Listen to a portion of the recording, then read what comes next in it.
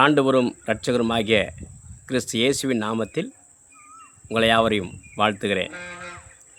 வேதத்தின் மகத்துவங்கள் என்கிற நிகழ்ச்சியின் மூலம் மறுபடியும் உங்களை சந்திப்பதிலே மிகுந்த மகிழ்ச்சி அடைகிறேன். என கண்பானவர்களே, ஆண்டவர் நமக்கு வேதத்தின் மகத்துவங்களை எழுதி கொடுத்திருக்கிறார். நம் கரங்களில் வைத்திருக்கிற பரிசுத்த வேதாகமம் தேவனுடைய மகத்துவங்களால் நிறைந்திருக்கிறது.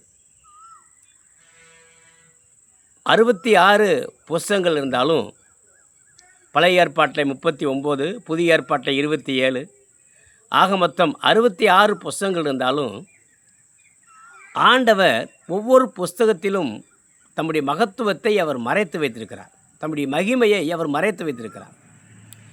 நாம் ஆராயும் போது தேவன் நமக்கு அந்த மகத்துவங்களை வெளிப்படுத்துகிறார். இப்போ ஆதியாகமம் 5ஆம் அதிகாரத்தையும் மத்தேயு புஸ்தகம் 1ஆம் அதிகாரத்தையும் நாம் தியானிப்போமானால், என கண்பானவர்களே, மிகுந்த மகிமையான சத்தியங்கள் அதிலே அடங்கியிருக்கிறது. இப்போ ஆதியாகமம் 5ஆம் அதிகாரம் ஆதாமின் வம்ச வரலாறு, மத்தேயு 1ஆம் அதிகாரம் இயேசு கிறிஸ்துவின் வம்ச வரலாறு. இப்படி நான் சொல்லுகிறேன். அதாவது ஆதியாகமம் 5ஆம் அதிகாரம் முந்தின ஆதாமின் வம்ச வரலாறு, மத்தேயு 1ஆம் அதிகாரம் பிந்தின ஆதாமாகிய இயேசு கிறிஸ்துவின் வம்ச வரலாறு.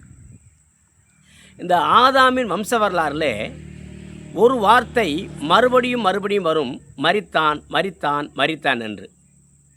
இயேசு கிறிஸ்துவின் வம்ச வரலாறில் ஒரு வார்த்தை மறுபடியும் வரும், பெற்றான் பெற்றான் பெற்றான் என்று. இங்கே மரணம் அடிக்கடி வருகிறது, இங்கே ஜீவன் அடிக்கடி வருகிறது. என கண்மான தெய்வ பிள்ளைகளே, ஆண்டவராகிய இயேசு கிறிஸ்து கீழ்ப்படைந்ததினாலே மனுக்குலத்துக்கு ஜீவன், ஆதாம் கீழ்ப்படியானாலே மனுக்குலத்துக்கு மரணம் சம்பவித்தது. இந்த ஆதியாகமம் 5ஆம் அதிகாரத்தில் 10 தலைமுறைகளை பற்றி சொல்லியிருக்கிறது. மத்தேயு 1ஆம் அதிகாரத்தில் 42 தலைமுறைகளை பற்றி சொல்லியிருக்கிறது. ஆதியாகமம் 5ஆம் அதிகாரத்தில் எந்த ஒரு பெண்ணையும் சேர்க்கவில்லை.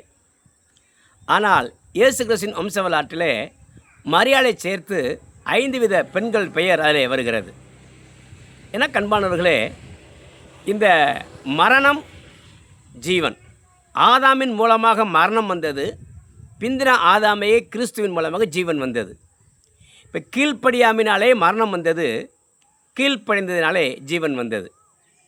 நாமும் தேவனுடைய வார்த்தைக்கு கீழ்ப்படிந்து ஜீவனை பெற்றுக்கொள்ளுவோம்.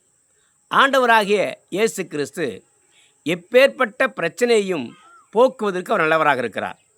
ஆம் அன்பானவர்களே, இயேசு கிறிஸ்து இந்த உலகத்திலே பிறந்த நோக்கம் மனுக்குலம் ஆசீர்வாதமாய் இருக்க வேண்டும், கவலையிலிருந்து விடுதலை பெற வேண்டும், அசுத்தாவின் பிடியிலிருந்து விடுதலை பெற வேண்டும், கடன் பிரச்சனை பொருளாதார நெருக்கலிலிருந்து விடுதலை பெற வேண்டும், வியாதியின் கொடூரத்திலிருந்து விடுதலை பெற வேண்டும் என்கிற எண்ணத்திற்காகத்தான் இயேசு கிறிஸ்து இந்த உலகத்திலே வந்தார். பாவத்தின் விளைவாக இத்தனை காரியங்கள் சம்பவித்தது, ஜீவனின் விளைவாக இத்தனை காரியங்களும் சரி செய்யப்படுகிறது. என கண்மான தெய்வ பிள்ளைகளே, நீங்கள் எந்த நிலைமையில் இருந்தாலும் ஆண்டவராக இயேசு கிறிஸ்துவை விசுவாசித்து அவர் நோக்கி கூப்பிட்டு அவருடைய வார்த்தைக்கு கீழ்ப்படிந்தால் உங்களுக்கு இந்த ஆசீர்வாதத்தை தருவதற்கு ஆண்டவராகிய தேவன் உண்மையுள்ளவராக இருக்கிறார். கர்த்தரை நோக்கி கூப்பிடுங்க, ஒரு வார்த்தையை கீழ்ப்படிங்க, தேவன் உங்களை ஆசீர்வதிப்பார். ஆமென்.